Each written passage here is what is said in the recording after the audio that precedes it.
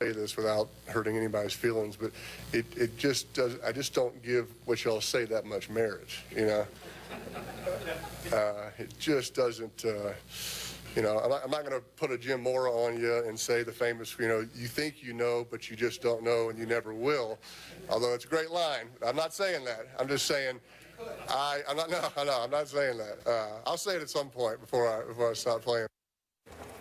I think he is too. I love me some number 18. Denver improved to a perfect 7-0 after beating the Packers 29-10. They now join the Patriots and Bengals as the only 7-0 teams left in the NFL, with 4 weeks to go until the highly anticipated game in Mile High. The Patriots are outscoring the Broncos by over 11 points a game, but the Broncos defense is giving up 3 fewer points per game, so we'll see what we'll give. Stephen A., who's the best team in the AFC right now, the Patriots or the Broncos? Well, before I answer that question, I'd like to say this about that video that we just showed for Peyton Manning. If you want to insult the media, I can't think of a classier way. Right? Okay. Well, he did it without doing it. Well, he did it without doing it. It was very, very classy. The only thing that I would like to add to him is that when he says you think you do know, but you don't know and you never will, that's absolutely true, but primarily because number one, you guys would never tell us. And number two, even if we did know, you wouldn't admit it. So I just want to point that out in terms of people that watch football and watch what they do and what have you. They go through extraordinary measures to make sure we don't know. Even when we do know, they don't admit it. So let's not leave that out. May I add this on what you just said? Yes. Sometimes they don't know. That's right. Sometimes they don't. Sometimes they don't. Sometimes they don't. Now to answer the question about the Patriots and the Broncos. Yes. It depends on when you're talking about. If you're talking about the Patriots in this season, then it's the Patriots. If you're talking about what we saw last night, then it's a different ball game. Because if Denver's offense can do half of what it did against Green Bay last night, against anybody else, they'll be better than anybody else because of the way that defense is playing. But the question is, can you do that? Can you do that just against anybody else? I don't know that you can. I don't know if Ronnie Hillman and C.J. Anderson can run the football the way that they did last night, continuously, week after week after week. I don't know if the deep pass connection between Peyton Manning and Demaryius Thomas is something that can continue. I do believe that pass rush will still be there. I do believe that secondary in Denver will still be there. I do believe that that defense will remain elite all season long. But the question is whether or not you're going to be better than the Patriots. Because, you see, one of the things that's going unnoticed, the Patriots, numbers-wise anyway, doesn't have a defense that is as effective as Denver's. But the Patriots' defense is not shabby with Nikovich and those boys. They know what they're doing. They're the 9th-ranked defense in the entire NFL. They rank 7th against the pass. I think like 7th against the rush, rather, like 15th against the pass. They sort of get it done. They find a way to beat you. And what they also do is this. With New England's offense being as prolific as it is, it applies pressure to an opposing offense to be more efficient because you don't want to give Tom Brady and those boys the ball too often. So as a result, defenses try to get into a situation where they're doing things they're not accustomed to doing. Like we've talked and debated about how somehow, some way, these guys, the things that they do conventionally, they don't exercise against Bill Belichick. And we wonder why. Well, here's the reason why. They're trying anything against Bill Belichick because you don't want to go up against Tom Brady in that offense as much as you normally would have to. So you're doing anything that you can to try and put up as many points on the board as you possibly can because you know Tom Brady and them are going to get their shot. In the end, I would give New England a slight edge because what we saw from Denver, we just saw last night. What we've been seeing from New England, we've been seeing all season long. I would give them the edge over Denver right now. But that doesn't mean I'm going to give them that edge November 29th when they meet. So you ready to plunge on it? What you mean? That you're ready to go out on that limb and say that Denver will win. Well, we talked about it. I know. I don't know why you keep asking me. But then I heard you on SportsCenter yesterday, and you were kind of vacillating. Well, they didn't ask me about that. They didn't ask me about the Patriots compared to the Broncos. But you were talking about a different subject. Well, I was defending them because a lot of people sit there and lambaste them. I try to be fair. You understand? I try to be fair. I don't get emotional like you. I try to be fair. And I'm just saying, I try to have convictions. Is what I try to have. You try to have convictions even when your opinion should be convicted. convicted. You still try to have conviction. All I'm trying to say to you is, well, it depends on which one we're talking about here. I'm just saying to you that the New England Patriots right now have shown a level of continuity via Tom Brady than the Broncos have via Peyton Manning. Peyton Manning still has 11 interceptions and just 7 touchdowns. Peyton Manning's only completing 62% of his passes. Peyton Manning hasn't been the Peyton Manning of old for a myriad of reasons, and we understand that. But we also know that prior to last night, what we were seeing from Denver's offense wasn't going to be enough to beat New England. I just believe that there are games where you show up in a particular season. And I think when New England goes to Denver, more so than if New England had to go to Foxborough, I think New England would show up. Denver to Foxborough. Denver to Foxborough. I think Denver would show up for that game. Okay, allow me to put in perspective what is about to happen.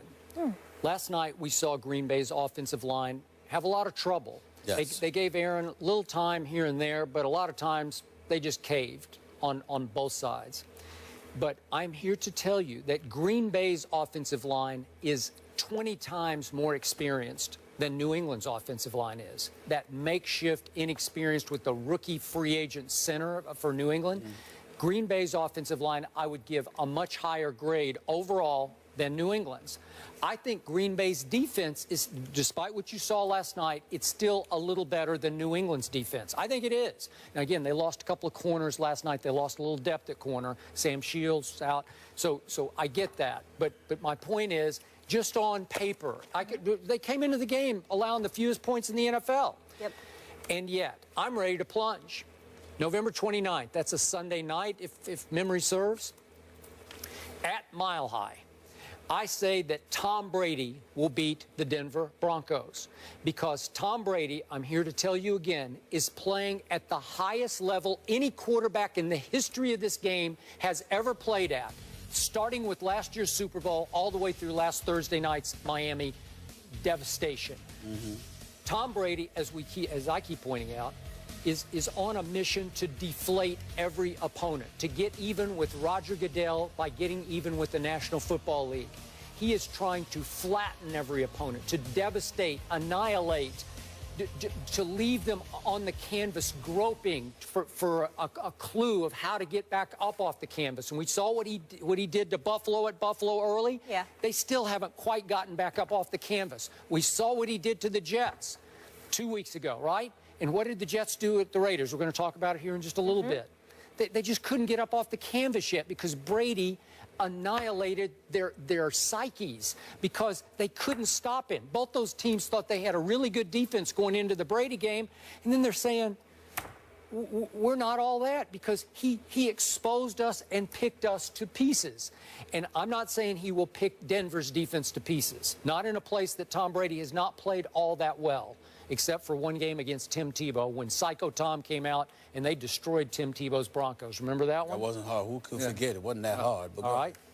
So my point is, because Brady is on such a mission, I believe he will inspire his team to beat Peyton's team on that night. They're just playing at such a high level.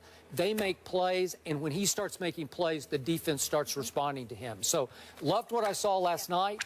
I can't make any case on paper for Brady winning on November 29th after what we saw happen to Green Bay's very experienced offensive line.